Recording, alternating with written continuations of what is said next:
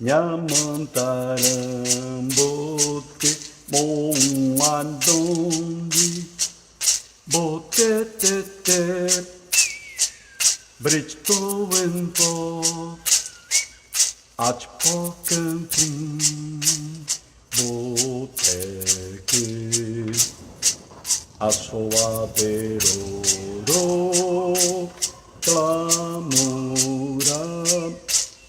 Akotanu Alei Miguarametlon Do guardando e me quedando Lometlo Cocum Nidom, nidom, nidom, clera Nidom, nidom, nidom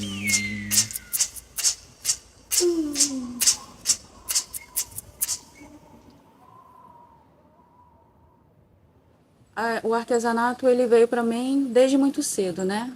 Eu aprendi com a minha avó muito cedo a utilização das sementes, primeiramente para uso medicinal, né? Que minha avó sempre fazia medicina, remédio para gente com algumas sementes, são sementes sagradas, né? E a minha avó ela sempre utilizava colares na região. Minha avó veio da Bahia, mas foi morar no Rio de Janeiro e depois veio para Minas, né? E algumas sementes não tem aqui na nossa região, são exclusivas do Nordeste, da Bahia. Então, ela conseguiu adaptar e ela fazia seu próprio artesanato, com lágrimas de Nossa Senhora, que está presente em várias culturas indígenas, né? Então, a lágrima de Nossa Senhora, ela é utilizada também para medicação, poucas pessoas sabem, né? A lágrima de Nossa Senhora, ela utilizava bastante. Então, ela fazia colares, pulseiras. Então, desde de pequena, eu já tenho esse contato com as sementes, né? São as sementes sagradas. E sempre fiz para mim, né? Sempre fazia uma pulseirinha, um colarzinho. Artesanato é uma coisa que eu acho que tá em mim. É algo que eu fiz brincando. Quando a gente é criança, a gente aprende a brincar de diversas formas, né? Alguns aprendem a brincar com boneca, outros de casinha. Eu aprendi a brincar pegando folha de mandioca, barro, latinha, pé de café, pegar um pouquinho de café e brincar com sementes no geral, né? Através da brincadeira, você sabe aquilo que pertence ao seu espaço, ao seu local. E também as minhas tias, a minha avó, elas ensinavam a gente a fazer as coisas. Então, todas as mulheres da minha família, todas as mulheres da minha família faz algum tipo de artesanato, faziam para as casas dos donos das terras que elas ficavam, para as casas das grandes fazendas, todas elas faziam alguma coisa. O primeiro contato da arte comigo que eu tenho é o canto, né? Que é o Roborure, Itanagi, Itanagi, Guaxantie, Guaxantie, Guaxantie, Guaxantie. Bem, então, o Jurandir me passou as músicas e eu comecei a cantar nas rodas. E aí, nesse vai e vem, contando as histórias, a gente conversou, eu, Carmel e Opetara, né? Para nós pensarmos em começar a produzir alguns artesanatos. Então foram elas que começaram a produzir alguns banners, produzir também algumas ilustrações dos bonequinhos, né? Bem interessante, feito de cabaça, né? Para nós buscarmos, termos a nossa identidade, né? Nossa identidade própria. Essa semente é conhecida como conta de lágrima, né? Vocês vão ouvir muito falar conta de lágrimas, lágrimas de Fátima, lágrimas de Nossa Senhora. E em muitos locais você vai ouvir falar assim, mas eu não tenho mais, não vejo mais isso. Eu vi muito na minha infância, porque elas dão muito próximo de brejo, elas dão muito próximo de locais assim, com muita abundância de água. Ou elas vão dar em locais dependendo de quem planta. Mesmo vivendo hoje em contexto urbano, eu tenho conta de lágrima nascendo no meu jardim. A conta de lágrima, na verdade, essas continhas, elas também têm outros nomes. Várias pessoas chamam elas de vários nomes. Vocês vão ouvir. Quando vocês identificarem uma pessoa, pergunta para ela, como é que chama? Mas, no geral, ela tem uma função muito forte. Ela é um protetor. Toda conta de lágrima, ela tem uma função muito forte de proteger aquele que a leva. Então, é como se você estivesse regando o seu corpo, regando o seu caminho. Então, antigamente, o que se via mais em abundância aqui na região são essas contas de lágrimas de Nossa Senhora, onde a minha avó tinha mais acesso e conseguia fazer o artesanato, fazer os colares. Ela fazia muito terço também, antigamente, né? E era uma coisa que tinha muito em abundância. Era uma semente, uma planta que qualquer lugar tinha. Mas hoje em dia, com a expansão da cidade, com os prédios, essas áreas que eram áreas alagadas, onde essa planta gosta, é o habitat dela, né? Onde que ela gosta de brotar e nascer, já não existem mais. Mas eu só fui conhecer a viola de taquara alguns anos depois que o Rodinei me apresentou lá em Araponga. O Rodinei é lá dos Touros, onde houve talvez uma das últimas aldeias indígenas do Puri, lá nessa região, que até 1936, segundo o Caraí Mirim, existia essa aldeia. E ele nasceu lá também, nessa região dos Touros. E o Dinei mora lá agora. E aí o Dinei me mostrou essa viola, e durante a pandemia eu não podia fazer muita coisa. Eu falei para ele, Dinei, faz uma foto dessa viola, me manda para eu confeccionar aqui. Então confeccionei a primeira viola, que nós temos ela em exposição aqui no Museu da Cultura Puri. Hoje em dia eu consigo ter acesso a essas sementes através de produtores rurais aqui da região, né? Tem uma moça que ela do acampamento lá do MST, que ela tem um plantio dessas sementes, eu consigo comprar com ela, né? Para poder estar fabricando. Já plantei algumas, mas aqui na minha casa, como eu moro em uma comunidade, minha casa é pequena, infelizmente eu não consigo plantar, né? Ter assim uma quantidade que eu possa colher e fazer o artesanato. E a maioria das sementes são sementes de árvores grandes, né? Igual a de olho de cabra, é uma árvore grande. Então aqui na região a gente não tem e eu tenho que comprar, realmente eu tenho que comprar de produtores de outras regiões, né? Mas aí eu tento adaptar isso à minha realidade, né? Eu tento criar novas peças, tento fazer um artesanato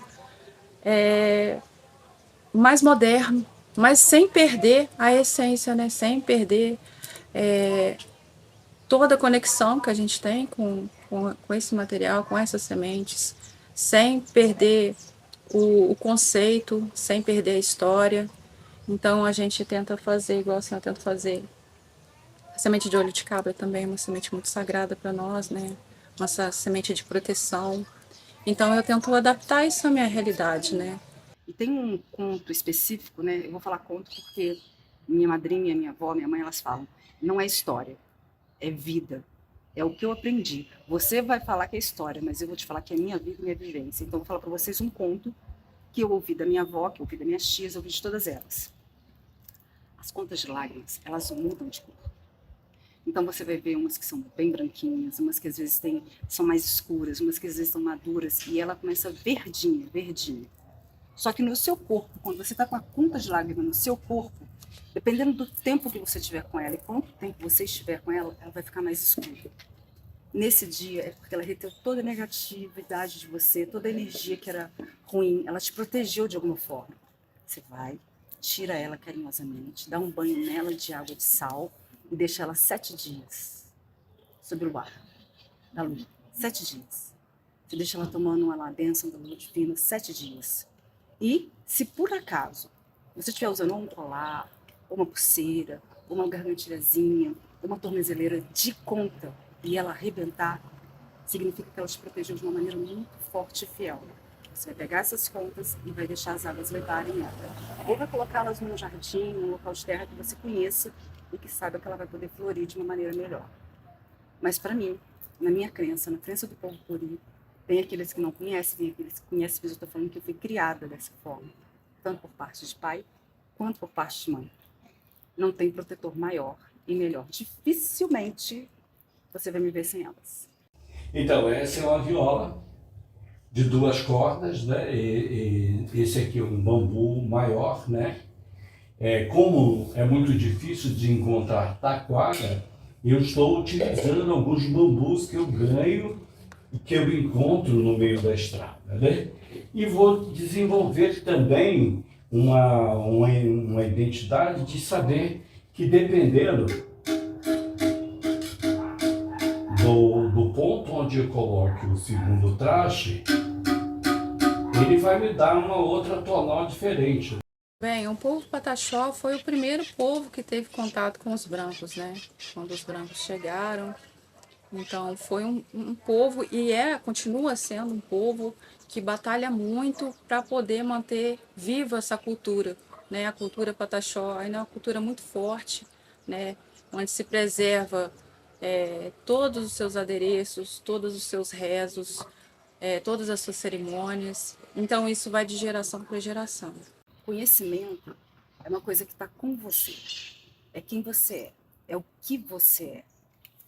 Imagina, as pessoas todas, estamos em 2025, e esse ano pelo IBGE deu um registro de número de pessoas indígenas imenso em contexto urbano. Por quê? Porque elas estão tendo o direito, olha isso que eu estou falando, direito de falar que são pessoas indígenas. As pessoas tendem a achar que indígena só nasceu lá próximo do Amazonas, lá longe, e que nenhum outro estado tem. Vamos estudar, vamos pesquisar, vamos entender geografia, vamos entender a história e a memória do país que você vive, mas principalmente do estado e da cidade que você vive. Isso para mim é indispensável. Então, se você sai na rua todos os dias de grafismo, de adorno, de tiara, de cocá, você vai ser algo. Mas se eu não saio, eu não sou ninguém. Eu ainda sou invisível. Porque você tem que ter um documento escrito, você tem que ter uma imagem, você tem que ter uma língua, você tem que ter o registro de quem você é. Não basta ser quem você é. Então, vou ter bastante possibilidade de estar explorando um instrumento a partir da manipulação dele com os pedaços de graveto, né? E aí, então, eu uso bambu, uso genipapo, né? Um pedaço de genipapo ou outra madeira que... Bem, e aí faço uma adaptação com a cabaça para produzir uma sonoridade. Com isso, nesse trabalho que nós temos que construir os nossos instrumentos para construir a nossa identidade, eu também comecei a pesquisar o coco, beber água do coco, tirei a água do coco, cortei o coco, limpei o coco e fiz o meu próprio maracá, né? Aí que é assim, né? Outro dia, homem de preto, magnífico, ai,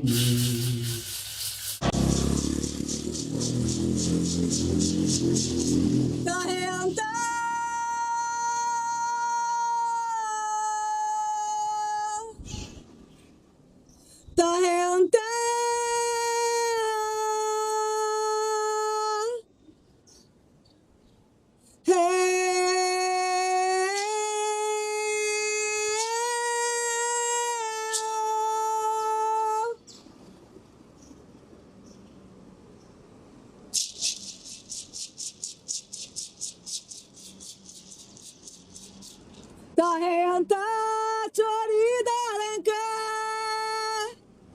tahenta chorida lenca, dia yuyu samba koya, dia yuyu samba koya, tahenta chorida lenca.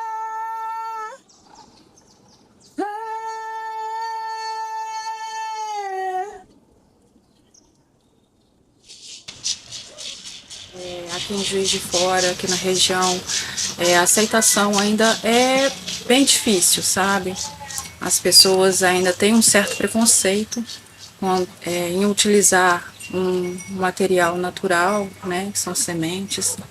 Ainda tem muitas questões ainda muitos tabus para serem quebrados, né? Que existe uma história, existe uma vida, existe uma tradição, porque são história milenar do povo, né? O povo sempre existiu aqui, a gente não sabe quando, a partir de quando, né? Não se tem noção. Nós conseguimos, através desse trabalho de pesquisa, reunir esse acervo de informações. Então, para mim que comecei do zero, que não tinha ninguém, para vocês que vão começar já com produção de livro, produção de música, produção de vídeo, produção de um museu da cultura Turi, quer dizer, eu acredito que fica mais fácil. Ou não. Agora, usa se quiser, aprende se quiser, né? Você é livre, o Turi sempre foi livre, né? Então, eu acredito que os mais velhos antigamente falavam para a gente, olha só, se os mais novos soubessem o quanto é importante ele estar ao lado do mais velho, porque nós, o meu tio falava para mim, disse, nós aprendemos, mas nós não temos perna. Mas o conhecimento nós temos. Então, se você unir as pernas do jovem que pode correr e falar e cantar e trabalhar com o conhecimento que a gente veio levantando até agora, a gente vai chegar mais longe. Olha, eu vou falar uma coisa. Só existe uma maneira de você construir a memória, de você manter a memória, de você registrar ela. É você passando conhecimento. É você fazendo troca de saber. É você partilhando o seu conhecimento. Eu vou fazer um canto na língua Pachorrã, né? A língua do povo Pataxó, que é um canto para a lua cheia. Ango cabe, anchuabe, ango cabe, anchuabe, anchuabe, anchuabe, anchuabe, anchuabe, awere